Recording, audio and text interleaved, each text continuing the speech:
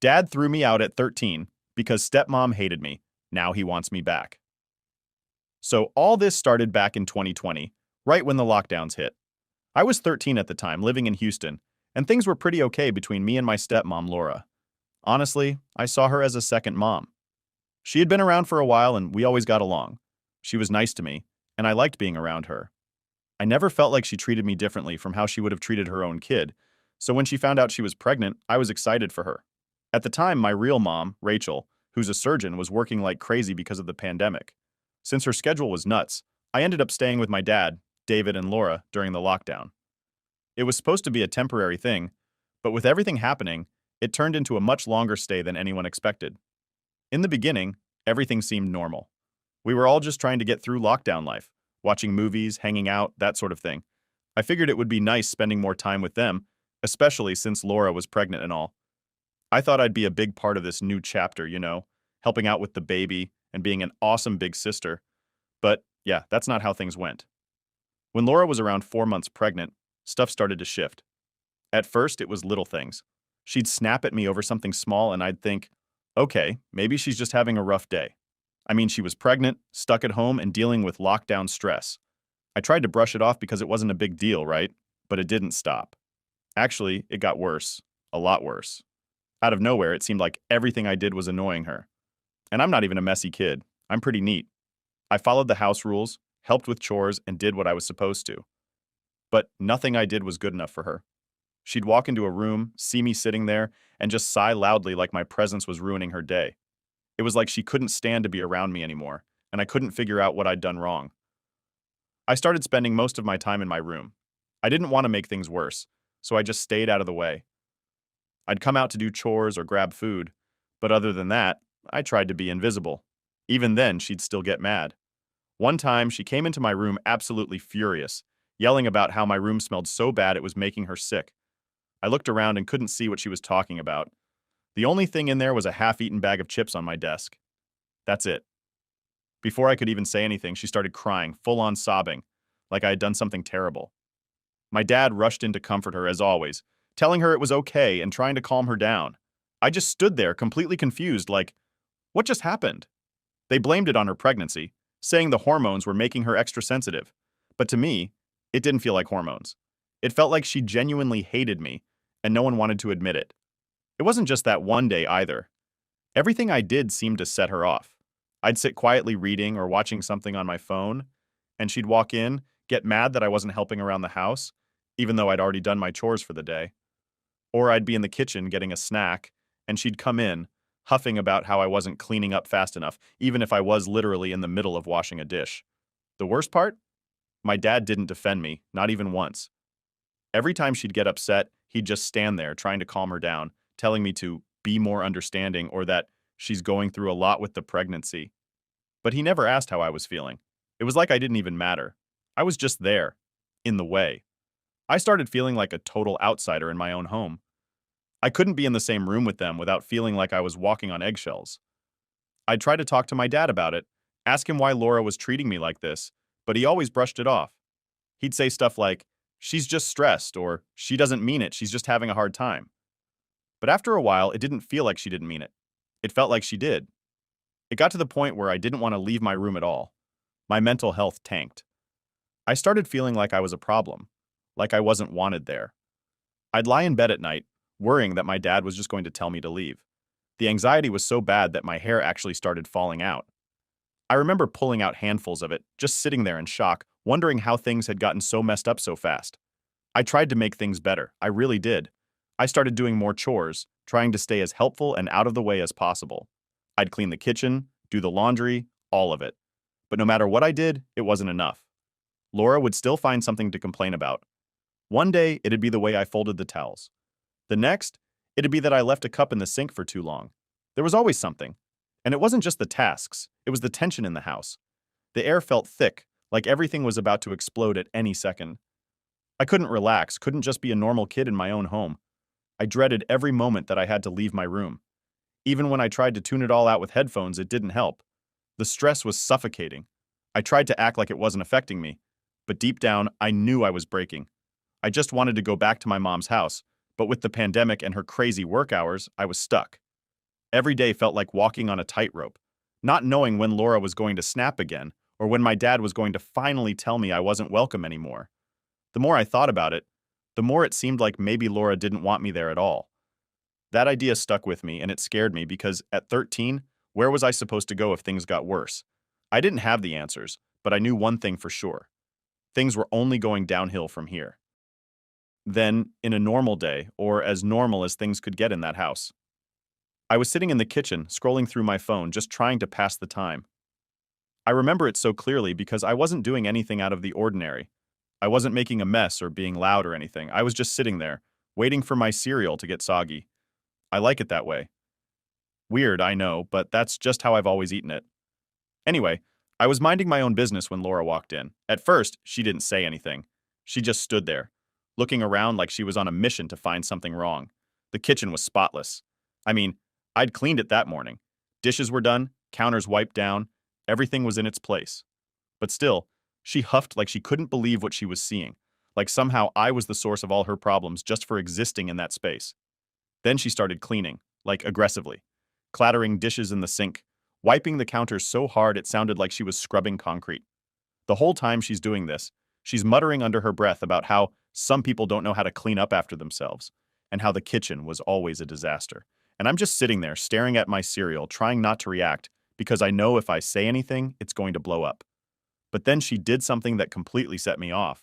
She walked over, grabbed my bowl of cereal that I hadn't even touched yet, and threw it straight into the trash. No hesitation, just dumped it. It wasn't like there was some huge mess or anything. I hadn't even spilled a drop of milk. It was like she was making a point to show that whatever I was doing didn't matter. I couldn't believe it. Who just throws away someone's food like that? I snapped. All the frustration and stress I'd been holding in for months just came out. I slammed my hands on the table and yelled, "What is your problem with me?" She turned around, eyes wide like she didn't expect me to fight back. "Why do you hate me so much? I haven't done anything to you, and all you do is treat me like I'm trash." She didn't respond at first, just stood there, stunned, like no one had ever called her out before. And then, like clockwork, she started crying, full-on tears, sobbing, acting like I had just said the worst thing imaginable. Before I could say anything else, David, my dad, comes rushing in from the living room, like he always does when Laura starts crying. "What's going on?" he asked. But it was one of those questions where he wasn't actually looking for an answer. He was already taking her side before I could even open my mouth. She started talking through her tears, saying that I was stressing her out, that I was making her feel uncomfortable in her own home, and that she couldn't take it anymore. I looked at my dad, waiting for him to at least ask for my side, but he didn't. Instead, he turned to me and said, "What did you do?" Like it was automatically my fault. Like I had done something so horrible that it was causing her to cry like that. I couldn't believe it. I just stared at him, speechless. Then Laura dropped the bombshell. "I don't want her around my baby," she said, still crying. "I can't handle this stress. It's not good for me. And it's definitely not good for the baby. She needs to leave." That's when my dad walked me to my room, like I was the one who'd done something wrong. He closed the door behind us and looked at me like he was about to say something important, and I could feel my heart pounding in my chest because I knew, deep down, that whatever he said next was going to change everything between us. "You must be doing something to Laura," he said. "No one hates a kid for no reason. You need to stop stressing her out, or you're going to have to leave. I can't have her this upset while she's pregnant. It's not good for her, and it's not good for the baby." I felt like the floor had just dropped out from under me. I couldn't even process what he was saying. Laura wanted me out of the house. And instead of standing up for me, instead of even trying to figure out what was going on, my dad just sided with her. It was like I didn't matter at all, like I was just some problem that needed to be solved. I stood there staring at him, not knowing what to say. A million thoughts were running through my head, but none of them made sense. All I could feel was this crushing weight in my chest, like I was suffocating. I didn't know what to do, so I just nodded, grabbed a bag, and started packing some clothes. I didn't want to be there anymore anyway, not after everything that had happened. I went back to my room, locked the door, and posted on social media asking if anyone had a place for me to stay. I explained the situation in detail, not holding anything back. I didn't care if people thought I was being dramatic or whatever. I just needed to get out. My phone started blowing up almost immediately, but I ignored it. I grabbed my backpack, stuffed some clothes in, and climbed out the window. It wasn't hard. My room was on the ground floor, and it's not like I hadn't done it before. I just wanted to be anywhere but there. I didn't even know where I was going at first. but I figured I could crash at a friend's place for a while. I couldn't stand being in that house another second, not after what my dad had said. I walked for about 30 minutes before I even thought to turn my phone back on. Messages flooded in. My dad, Laura, people commenting on my post. I didn't read any of them. I just turned it off again and kept walking. I ended up at my friend's house, and her parents let me stay the night. I didn't tell them everything, just that things were rough at home and I needed a place to crash. They didn't ask questions, which I was grateful for. I texted my mom from my friend's phone to let her know what happened. She couldn't call me right away. She was in surgery, but she said she'd send my aunt to pick me up the next day. That was good enough for me. I just needed a break from all of it. By the time I finally crashed that night, I couldn't stop thinking about what my dad had said. No one hates a kid for no reason. That sentence kept replaying in my head over and over. And the more I thought about it, the angrier I got. How could he think that? How could he just assume that I was the problem, that I was doing something to deserve this? I'd done everything I could to stay out of Laura's way, to help out around the house, to make things easier for everyone. And this was how they treated me? I didn't know what was going to happen next, but I knew one thing for sure. I wasn't going back to that house. Not after what they said. The morning after I left, I woke up at my friend's house feeling a little bit numb. Everything that happened the night before was still swirling around in my head, but it was almost like it hadn't really hit me yet. Like, I knew I wasn't going back to my dad's house, but it hadn't fully sunk in that this might be permanent. My friend's parents were super nice, didn't ask any awkward questions. They just gave me breakfast and let me chill in their living room. I didn't want to talk about what had happened. I was still trying to process everything. I didn't even know how I felt about it yet. Mostly just tired, like emotionally drained, you know? Around midday, my Aunt Maggie showed up. She gave me that concerned look you get when people know something's wrong but don't want to make it worse by asking too many questions. We didn't say much to each other at first. She just helped me grab my stuff from my friend's place and drove me back to her house. I was relieved, honestly. I always felt safe at Maggie's. She's that cool aunt who always gets it, never judges, and knows when you just need space. As we pulled up to her house, I finally turned my phone back on. Big mistake. My phone blew up with texts and calls, mostly from my dad. He must have tried calling me at least 20 times the night before. There were messages too, some from him, some from Laura, but also a few from people in the family, probably after my dad's post about me running away. I didn't bother reading all of them at first. Just too much. I needed a break from all that, but I did text my mom to let her know I was okay, even though she already knew since she and Maggie had talked. I didn't want her worrying more than she already was with all the work stress. She texted me back right away, saying she was glad I was safe and that we'd talk when she could catch a break from the hospital. I knew my dad must have been losing it after realizing I wasn't at the house, especially when I didn't respond to his calls. But honestly, I didn't care. He's the one who basically told me I wasn't wanted there. What did he expect? I didn't feel like dealing with his excuses or hearing him try to make it sound like it was my fault. Not after what he'd said to me the night before. But as I sat there, I couldn't help but think about the bigger fallout. I knew my grandparents, my dad's parents, weren't going to take this lightly. They were always super protective of me, especially since I didn't live with my dad full time. They'd probably tear into him for what happened. I couldn't even imagine what they'd say once they found out the whole story. Curiosity got the better of me, and I finally started reading some of the messages.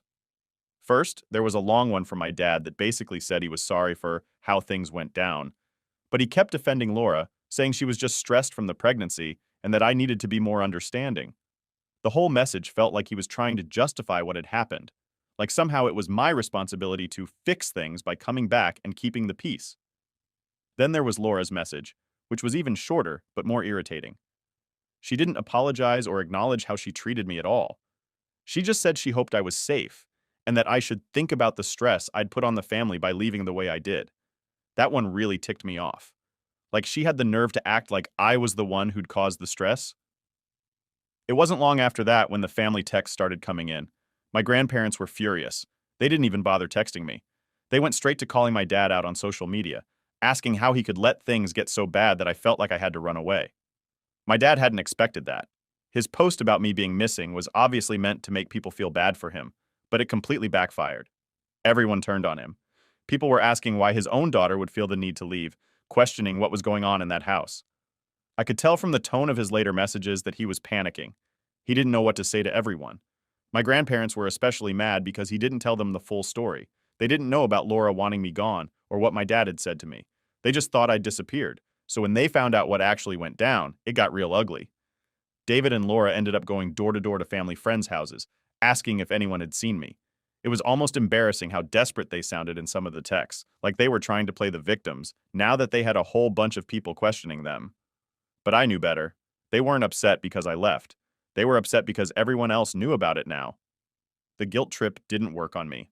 The more I read through their messages, the more I realized I wasn't just mad. I was done. There was no going back. I couldn't unhear the things my dad had said, and Laura clearly didn't want me around. I'd been trying so hard to make things better, to help out and keep the peace, but it was obvious that nothing I did was ever going to be good enough.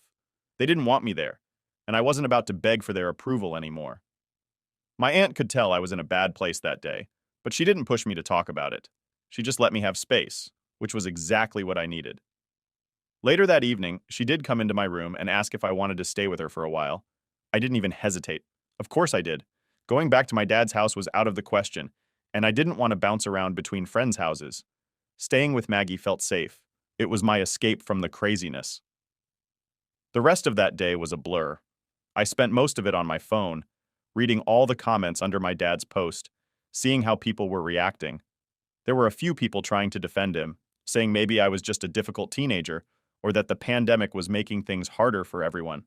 But most people were on my side, asking why a 13-year-old would feel like she needed to leave in the first place. Even distant relatives were chiming in, saying how disappointed they were in my dad for letting things get this bad. As much as I appreciated the support, part of me was still hurting. No matter how many people called him out, it didn't change the fact that my own dad had chosen Laura over me. He'd made it clear where his priorities were, and I wasn't one of them. I tried not to think about it too much, but it stuck with me, and every time I checked my phone, the hurt just came back stronger. That night, before I went to bed, I finally texted my dad back. It wasn't a long message, just something to let him know I was safe and that I wouldn't be coming back. I told him I'd be staying with Maggie for a while and that I didn't want to talk to him until I was ready. His response came almost instantly, but I didn't bother reading it. I'd had enough for one day. As I lay there in bed, staring at the ceiling, I realized that things were never going to be the same. Not with my dad, not with Laura. And for the first time in a long time, I was okay with that. After a few days at my Aunt Maggie's house, things started to feel a little more normal, or at least as normal as they could be after everything that had happened. I was still getting constant texts from my dad, but I wasn't really reading them. I knew what he wanted to say, and honestly, I wasn't ready to hear it. He kept sending messages like, "We need to talk," or "Let's work this out." But he never actually apologized for what he said to me that night. It was all about Laura and how I needed to understand her situation and be more patient. It felt like he was still choosing her over me, even after I had made it clear I wasn't coming back. At some point, I decided to block both him and Laura on my phone. I was tired of the guilt trips and tired of feeling like I was the one who had done something wrong. It wasn't my responsibility to fix the situation, and I wasn't going to let them keep dragging me into their mess. My Aunt Maggie was a lifesaver during all of this. She didn't push me to talk about what had happened unless I wanted to. She just made sure I had a safe space to breathe and figure things out. She even set up her guest room for me like it was my own space, with my favorite blankets and snacks, so I felt comfortable. It was nice having someone who genuinely cared about how I was feeling without any hidden agenda. One day, while we were sitting at the kitchen table, Maggie finally asked me, "Do you think you'll ever talk to your dad again?" She wasn't being pushy. It was more like she was giving me a chance to talk about how I was really feeling. I didn't answer right away because honestly, I didn't know how to answer. Part of me wanted to believe that my dad could fix things, that he could somehow make it right. But the other part of me, the part that had heard him say those horrible things, didn't think it was possible. How do you move past something like that? "I don't know," I finally said. "I want to talk to him, but I don't think I can forgive him. Not after what he said." Maggie nodded. "That's fair. You don't have to decide anything right now. Take your time." That's what I needed to hear. I didn't need a solution right away. I just needed space to figure it out. Meanwhile, my grandparents were still furious with my dad. I didn't even have to say anything to them about what happened. They had already put the pieces together from my dad's social media posts and some conversations with other family members. They had stopped talking to him altogether, which honestly surprised me. I figured they'd be mad, but I didn't expect them to cut him off like that. I guess it showed me that I wasn't the only one who thought he was in the wrong.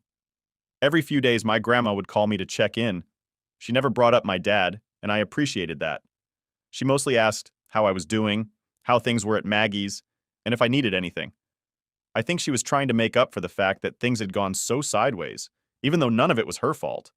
It was comforting to know that at least someone in the family had my back. Life at Maggie's was way more relaxed than it had ever been at my dad's house. There was no tension, no walking on eggshells. I actually felt like I could breathe again. I spent my days doing online school, thanks, pandemic, and helping Maggie around the house. It wasn't exciting, but after months of feeling like I was in constant fight or flight mode, it was exactly what I needed. The thing was, though, even with all the support from my aunt and grandparents, I still felt this gnawing emptiness inside. I mean, yeah, I was glad to be out of my dad's house, but I couldn't help but think about my half-brother. I hadn't met him yet, and part of me worried that by staying away from my dad and Laura, I'd never get the chance. He was innocent in all of this, and it didn't feel fair that I might lose out on being his sister because of everything that happened between me and my dad. I tried not to dwell on it, but it was hard. Every time I thought about my future, I wondered if my brother would be in it. But at the same time, I knew that going back to my dad's house, even just to see him, wasn't an option. Not yet. I wasn't ready to face them, and I wasn't sure I ever would be.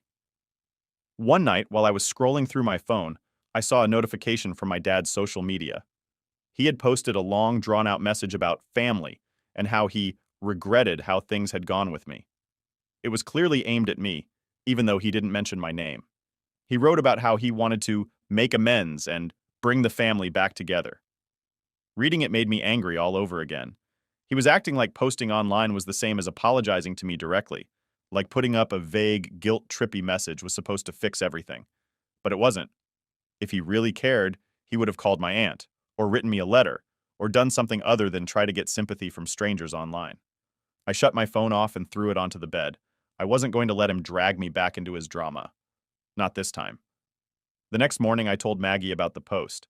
She shook her head and said, "That sounds like your dad. He doesn't know how to just admit he was wrong." And that was it, really. That was the problem. He didn't want to admit he was wrong. He just wanted things to go back to the way they were, like nothing had ever happened. But I wasn't the same person anymore. I wasn't going to pretend that everything was fine just to make him feel better. After that, I decided to completely cut him off. I unfollowed him on social media, blocked his number, and asked Maggie not to tell me anything about him unless it was important. I needed space to move on with my life, and as long as he was still trying to drag me back, I wasn't going to be able to do that. It was hard, though. Harder than I thought it would be. Cutting someone off, even when they've hurt you, isn't as simple as just hitting a block button. There were moments when I wanted to reach out, moments when I missed the way things used to be, but then I'd remind myself of that night, of the things he said, and I'd remember why I had to keep my distance. Moving forward without them wasn't easy, but it felt right. It felt like the only option I had left. All right, let's fast forward a couple of years. I had managed to keep my distance from my dad and keep that part of my life separate. It wasn't easy, especially with everything going on with my own health. But I was finally at a point where I felt like I had a handle on things. It wasn't perfect, but I'd carved out a life that worked for me. Then, out of nowhere, I got a message from my dad. After years of silence, he suddenly wanted to talk. At first, I thought maybe, just maybe, he was reaching out to apologize. Or maybe he had come to his senses and wanted to fix things. But no, this wasn't about making amends. It was about his life falling apart, and me being the only one who could apparently help him pick up the pieces. Turns out his wife, my stepmom, had completely flipped on him. She started accusing him of being violent, aggressive, and even misogynistic, the whole 9 yards. And the kicker? It was all fake. She was pulling the same garbage she had pulled on me years ago, but this time, he was the one on the receiving end of it. I'll admit, when I first read his message, I had this weird sense of déjà vu. I could almost hear her voice in my head, throwing out the same wild accusations, twisting the truth to make herself look like the victim. I'd been there. I knew how it felt to be gaslighted by her. But the difference is, when she did it to me, my dad stood by her and let it happen. He even got physical with me over it, and I was the one who was thrown out of the family. Now he was the one kicked out of the house, and he had nowhere to go. I'll be honest, it was hard to feel any sympathy for him. From what I gathered, she had turned everyone in their social circle against him. He was facing some serious legal charges, accusations flying left and right, and no one believed his side of the story. She painted him as this monster, and now he was desperate. But what really got me was the part where he said he'd tried going to his parents, my grandparents, and they disowned him. My grandparents. These were the same people who had always been in his corner no matter what. And now even they were done with him. Apparently, when he showed up on their doorstep looking for help, they told him he wasn't welcome. They basically told him that after how he treated me, he wasn't part of the family anymore. I guess they had finally reached their breaking point after everything that went down between us. And to be fair, my grandparents had always supported me through this mess, even when things with my parents were at their worst. So hearing that they'd disowned him didn't really surprise me. What did surprise me, though, was the condition they set for him. They told him that if he wanted any chance of getting back into their lives, he had to fix things with me first. That was their deal. No reconciliation with me, no reconciliation with the family. And that's why he was reaching out. Not because he felt bad for how things went down. Not because he realized what he did was wrong, but because he needed me to fix his mess. When I read that part, I couldn't help but laugh a little. It was so typical of him, really. He hadn't changed at all. He didn't want to apologize or make things right because it was the right thing to do. He just wanted to do whatever he had to do to get back in my grandparents' good graces. It was all about him, like it always had been. I wasn't even mad, to be honest. I was just done. The years of silence, the distance, had given me time to heal. Not completely, of course, but enough to realize that I didn't need him in my life. I had already moved on without him, and now he was trying to weasel his way back in because he had no one else left. So, when he asked if we could talk things through, I didn't hesitate. I told him straight up, no. That was it. No long explanation, no trying to soften the blow, just a simple, firm no. I wasn't going to be his lifeline. Not after everything he'd done, and certainly not because he suddenly needed me to clean up his mess now that his wife had kicked him to the curb. But of course, he didn't take that well. He sent me a flurry of messages after that, trying to guilt-trip me into helping him. He said things like, "I'm still your father," and "family should stick together in hard times," as if that had ever meant anything to him before. He kept insisting that we could work things out, but I wasn't falling for it. I knew he didn't care about fixing things with me. He just wanted back into the family, and I was the only thing standing in his way.